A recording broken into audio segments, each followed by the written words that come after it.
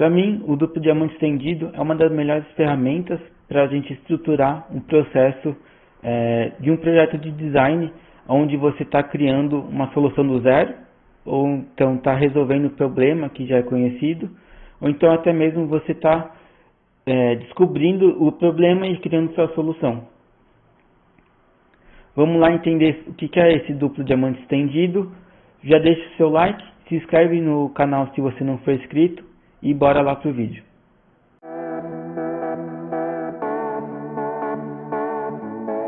E aí, para falar um pouco sobre metodologia, eu trouxe aqui o duplo diamante estendido.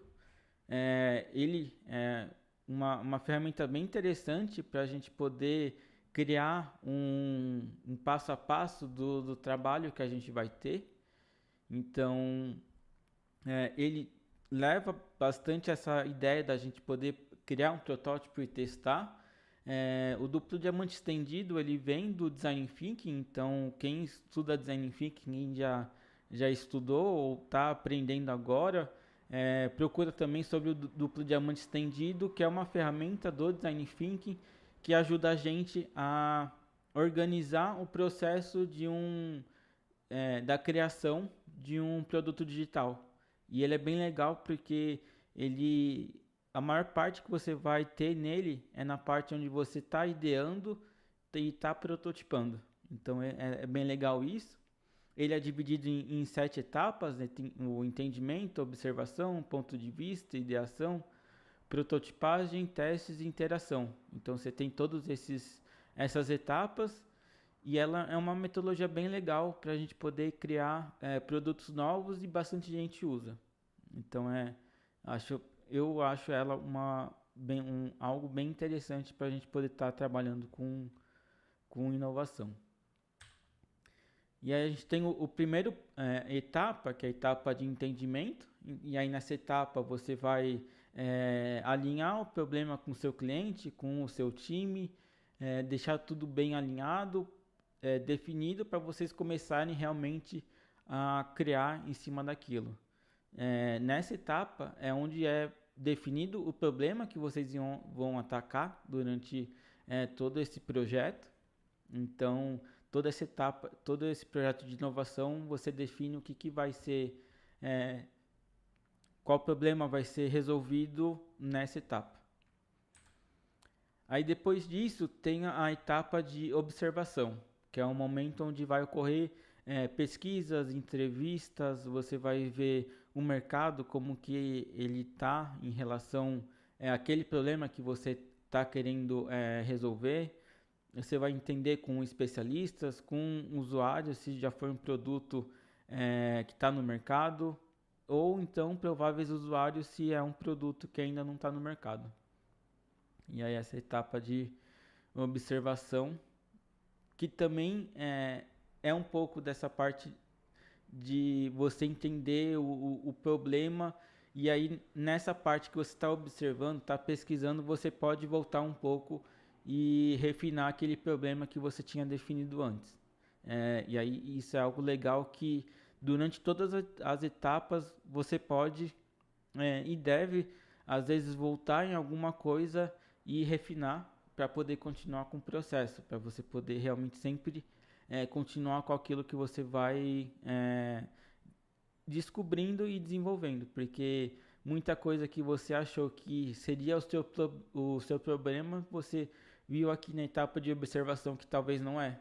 Então vale a pena você às vezes voltar um pouco, rever se aquela definição inicial realmente faz sentido e aí depois você continuar.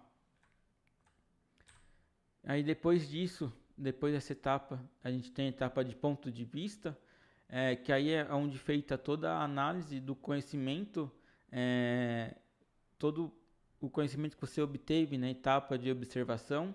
Você vai entender as entrevistas, explicar para o time muito as entrevistas, que às vezes cada pessoa pesquisou algo, cada pessoa entrevistou alguma pessoa, então esse vai ser um momento onde todo mundo vai alinhar bastante essas pesquisas. E aí nessa etapa, onde que vai ocorrer uma definição da direção que vocês vão seguir. Então aqui que você vai ver com toda a pesquisa, todas as entrevistas, você vai ver qual que é a direção mais certa de você desenvolver algo. Então aqui que você vai ver se para esse problema vale a pena a gente é, e desenvolver um aplicativo. Desse problema que a gente tinha, a gente pesquisou e a gente viu que talvez desenvolver um e-commerce vale a pena. Ou, talvez desenvolver um chatbot vale a pena. Então, esse momento que vai ser onde você tem esse ponto de vista, onde você vai definir realmente qual direção que vocês vão seguir para a criação da solução do problema que vocês estavam pensando lá no começo. Depois disso, a gente tem a etapa de ideação, onde acontecem algumas dinâmicas para poder gerar ideias sobre o problema que vocês estão atacando, sobre muito as ideias que já são meio que soluções para o problema que vocês querem resolver. O foco dessa parte é a gente gerar ideias, não gerar telas mega construídas, é gerar ideias, rascunho, essas coisas. E até mais para frente eu vou explicar um pouco o que é baixa fidelidade. E aí aqui você já começa a criar esse protótipo de baixa. Então você começa a gerar essas ideias, rascunhos, essas coisas. E essa parte é bem legal porque ao mesmo tempo que você gera essas ideias e esses rascunhos, já é legal você ir conversando com o seu time e, se possível, seja conversar com o seu cliente ou também o seu usuário para poder ver se realmente as ideias que você tem realmente faz sentido para ele. Então é importante, às vezes, você conseguir validar a ideia aqui, que aí mais para frente a gente não precisa testar muito, ou às vezes você vai testar coisa muito mais detalhada do que testar algo geral, porque você não sabia se aquela ideia é para frente ou não. Aí depois a parte de ideação, a gente tem a parte de prototipagem, que é onde a solução ela está ganhando forma. Então você passa daquela ideia que você tinha para realmente ter um protótipo ali da solução que você quer entregar lá no final. Então é o momento onde você pega todos os rascunhos, os protótipos que seu time desenhou, e aí você vai transformar eles em protótipos de média fidelidade, que aí sim aí você consegue testar, e aí você testar com mais usuários ainda, que você já validou a sua ideia lá no começo, na parte de ideação. Aqui você vai testar realmente se as pessoas conseguem navegar em cima daquilo que você desenhou. Então, essa parte que você começa a pensar nessas coisas de teste e você começa já a prototipar muito pensando esse teste, um fluxo que o seu usuário vai fazer, para você poder, no próxima etapa, você poder testar e ver se realmente aquele fluxo, aquela ideia que você tem faz sentido e é algo que o usuário vai realmente entender como usa. Aí depois a gente vai para a etapa de testes. Então essa é meio que a hora da verdade, onde você vai ver se aquilo tudo que você teve de ideia e começou a prototipar, criou o protótipo de média fidelidade, realmente o seu cliente vai saber usar, o usuário realmente vai navegar do jeito que você pensou. E aí aqui, quando você está testando, é muito importante a gente tomar cuidado para não fazer com que o usuário receba alguma informação sobre como ele deve navegar antes realmente de ele executar alguma ação. Então você não pode falar para ele, clica aqui nesse botão para você ir para a próxima tela. É muito mais de quando você está no teste, você fala, eu quero que você, nesse protótipo, você compre um celular. E aí o seu usuário vai realmente ter que acessar, pegar seu protótipo, ver lá aonde que ele consegue buscar talvez um produto, né, nessa questão de compre um celular nesse protótipo. Então pode ser um app, ou pode ser algum site de algum lugar de venda, e aí seu usuário vai ter que navegar até encontrar um celular para poder comprar. Então você tem que ser bem mais subjetivo na hora de um teste para não entregar para ele como realmente navegar naquilo. E essa é uma etapa bem importante porque a gente vai realmente validar se aquilo que a gente desenhou o usuário vai entender e vai executar lá no final. Então, se você não testar, pode acontecer de a gente validou um pouco a ideia, prototipou em média fidelidade, fez o protótipo de alta, mandou o pessoal desenvolver, só que colocou no ar e começou a ver que as métricas estavam muito baixas, que ninguém estava passando na primeira tela do seu aplicativo de venda.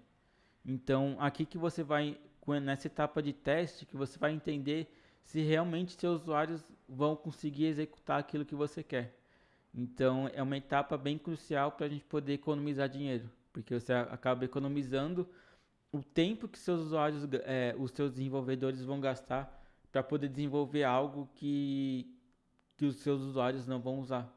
Então aqui você testando, você vai fazer com que lá na frente os desenvolvedores eles vão realmente desenvolver algo que o seu usuário vai entender como que usa, vai realmente navegar e entender o valor daquele seu produto digital.